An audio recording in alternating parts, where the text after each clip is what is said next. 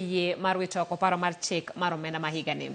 Kopogore koda mano, en okumba mar thieth mar NHIF koro pod biro medo dhi nyime kuom thuolo buora tok chenro manyien mar thieth e bwo duol mar Social Health Authority mano nego chak tich dwe manyien yudo ng'ikruok machielo tok sirikal yie wito oko paro mar chik mar omenda ma higani.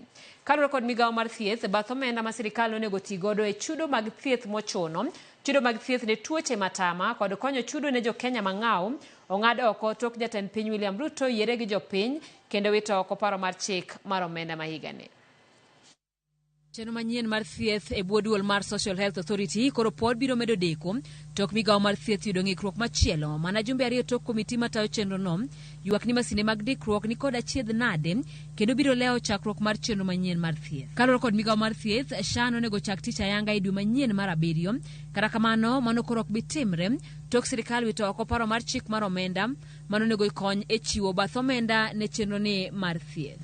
In light of withdrawal of the Finance Bill of 2024 that sought to finance the Primary Healthcare Fund and the Emergency Chronic and Critical Illness Fund and set aside funds for indigents, vulnerable persons, the ministry is now reworking to align to this reality. Manyiso ni koro jo Kenya biro medo dhi nyime gi chudo kod yudo thieth e bwo okumba machon mar thieth mar NHIF nyaka chieng' sirikal ikre mar chako ayanga SHIF. I want to give assurance to all Kenyans, and in particular, those who have been enjoying healthcare services under the National Health Insurance Fund, that they will not be denied any services during this rollout phase. And I want to call upon facilities to continue offering services to Kenyans and also to assure them that all claims will be verified and settled.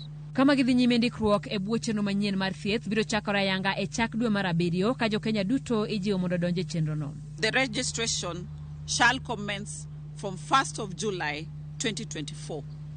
This will be conducted countrywide through self-registration by use of USSD code *147# or www.sha.go.ke.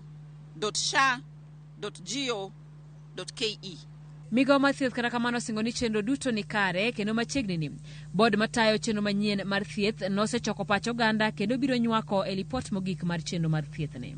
We have, through a consultative process, developed and recently advertised the tariffs and benefit package for public participation and stakeholder input. Feedback has been incorporated ahead of a nationwide validation and formal gazettement before the rollout. Deko mar chakruok ayanga mar chenro manyien mar thieth koro nyuolo paro mopogore ahinya kalure ni chenro duto mag NHIF nosedar kendo tere bwo chenro manyien mar thieth ni ka orak duto mag tich e bwo NHIF bende nonego rum ayanga giko dwe ni.